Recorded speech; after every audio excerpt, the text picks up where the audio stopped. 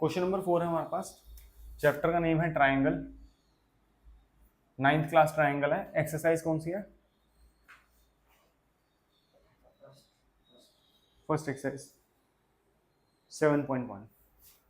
अच्छा, question number 4 है। Question क्या कह रहा है हमारे पास? एल एम दो पैरेलल लाइंस हैं, पी क्यू वो भी दोनों पैरेलल हैं, ठीक है।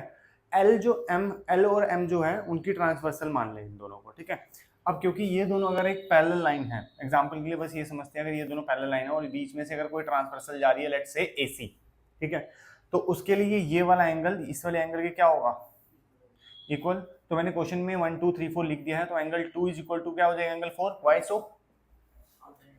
Angle 2 is equal to angle 4 alternate interior angle. अब इसका रीजन ये तो हो गया, इसके साथ ये बताना है कि ऐसा क्यों हुआ, क्योंकि L and M are parallel whereas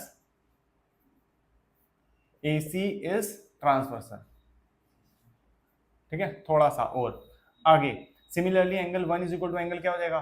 3। Angle 1 angle 3 के बना देते हैं यहाँ पे भी, एंगल 1 एंगल 3 के, ठीक है। एंगल 1 एंगल 3 के हुआ, वो भी ऑल्टरनेट इंटीरियर एंगल, और ये पूरी की पूरी कहानी सेम, ठीक है। ये दो काम हुए हमसे। अब बात करते हैं जिन ट्राइंगल्स की इन्होंने हमसे पूछा है, ठीक है। पूछा इन्होंने कि ये वाला ट्राइंगल इस वाले ट्राइंगल के कॉन्ग्रुएंट प्रूफ करना है, ए बी सी और सी डी ए, ठीक है जी। जिस तरीके से लिखा हुआ है उसी तरीके से हमने इसको यहाँ लिखना है। वाई सो? क्योंकि ये हमें आंसर बताने आया है। देखो जी, ये हमें आंसर बता रहा है, ये हमें बता रहा है ए बी जो साइड है वो सी डी के इक्वल आप प्रूफ कर सकते हो, अगर हो रही है तो गिवन के हिसाब से। देखते हैं ए बी के सी डी के इक्वल, हमें कोई बात पता है इसके बारे में? नहीं, हमें तो नहीं पता जी। तो हम लोगों को जो पता है वो हम समझ लेते हैं एसी।